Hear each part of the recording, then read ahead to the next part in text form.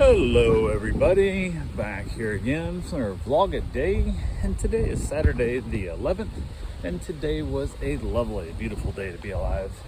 Got this morning a little earlier than I wanted, but wasn't too bad. Had the dogs here. Overnight went pretty well. Had one that was doing a little bit of making a little too much noise and being a little too rambunctious, but finally got her to settle down and all that good fun stuff. She's not used to being out in the living room area with me. Usually she's in the bedroom with us, and a lot less. You can't see the road from our room.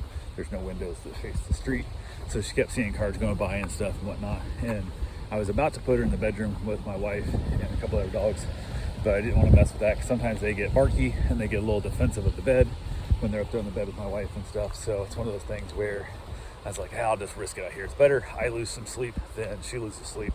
So I kind of lost a little sleep in the process, but I got up decent enough time, got the dogs all cared for that needed done. From there, they go out and hop in the hot tub for a little bit, got a little bit of a soak on, got everybody fed, everything taken care of. Had another dog that was getting dropped off today for daycare, and they're supposed to drop it off fairly early-ish, and they're going out for a very long dinner at a nicer restaurant with some friends, and they wouldn't want the dog. They didn't want it to rush home, is what their thought was. So bring the dog over. They decided, since they live a little north of me, they were eating down here closer to south, they were gonna wait, drop the dog off on the way to dinner. And I was like, damn, kind of sucks, because I love the dog. The dog is absolutely amazing. I love the dog. The dog's named Bistro. So I got pushed back, unfortunately. I was hoping he'd be here longer because he plays really good. And I got a young dog here that needs a lot of playing. So, because the old dogs that I've got don't want to play with this dog at all, like not one bit. They don't want to play with him. So he's kind of getting left out. And my old Great Dane is not got enough energy to play that much anymore. So kind of is what it is there. But yeah, went ahead, got a few things around the house done, nothing real major. My wife's still just recovering. She's been sick as a dog for over a week now and absolutely kicking her butt. Yeah, not really having the best of time with it, but it is what it is. So went ahead, got a couple things to take care of.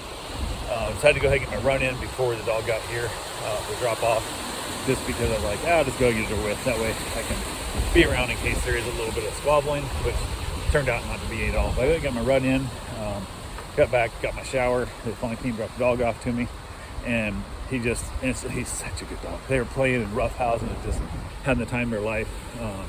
Finally went ahead and ended up having some dinner, knocked out. Mom had some ribs they picked up, some like already pre-barbecued ribs that she made up. And she's a bit of a diva, so she don't want to eat ribs if it's on the bone. She's too lazy to just cut it off the bone herself. So she cooked the ribs and some tater tots, and then she cooked up some cabbage and bacon, and ended up having that for dinner.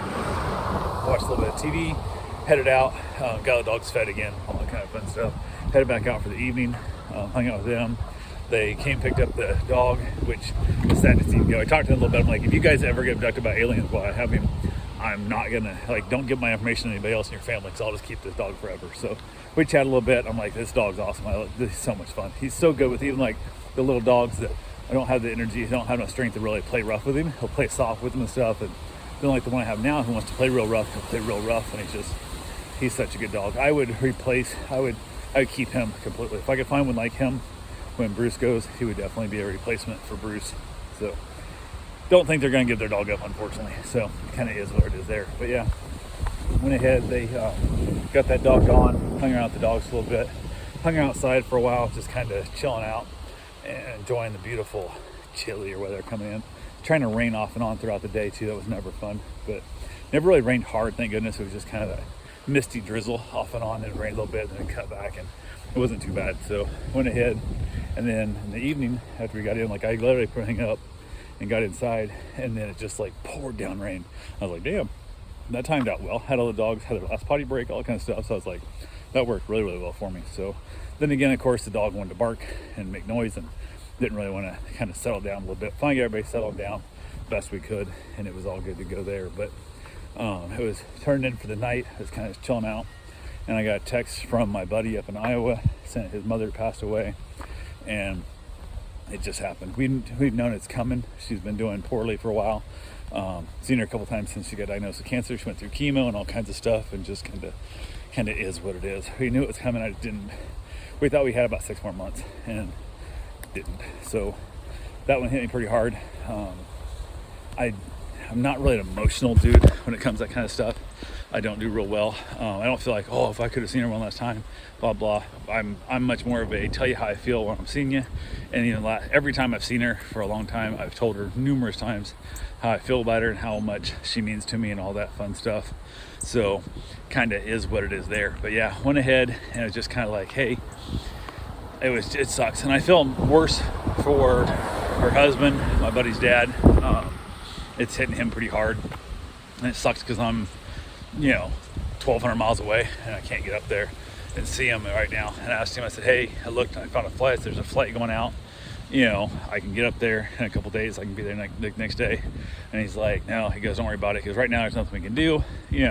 There's everybody else is gonna be showing up right now and stuff, so it's not really that big of a deal. So told him, I said, anything at all, reach out, let me know. My phone's always on. We chatted back and forth a little bit and just kind of dealing with it. And it sucks because I've known these people for 20 plus years now, and I just kind of stumbled in. He walked into my pet store one day, and then we ended up hitting it off. Borrowed some racing boots from him and stuff one time up riding dirt bikes, and we just became friends, and we'd hang out like a lot when I was up there. We both were got into running, both rode motorcycles, but we were big into cigars, all that kind of stuff, and just kind of hung out. Like I'd hang out there usually even for years, once a week minimum. I go up there and hang out for the day and just talk and bullshit and just have a good time.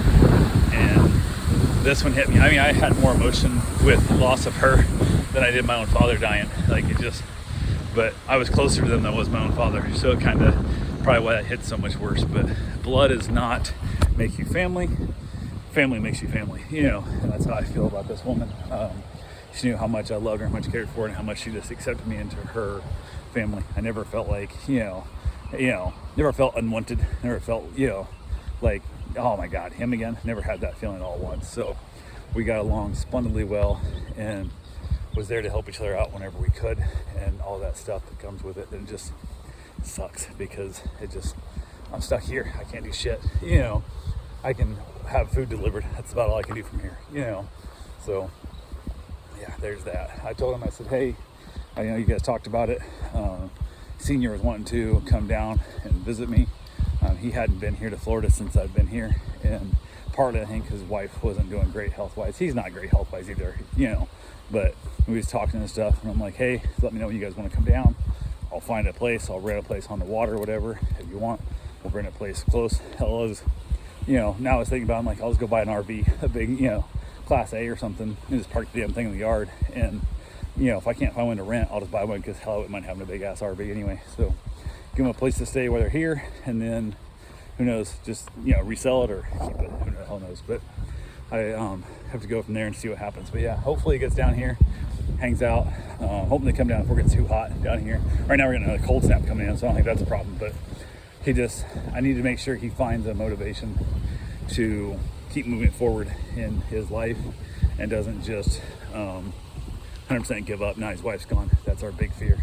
You got to find him something to look forward to, something to plan for, something to keep him wanting to move forward, because they've been together for ever and ever. First and only marriage, and it just kind of is what it is there. So yeah, there's that. But that's how my night wrapped up, and of course that made for a very late sleepless evening as I was going down. But anyway, that's all I got for right now, and we'll talk to you guys tomorrow. Have yourself a safe and wonderful day. Thanks for watching.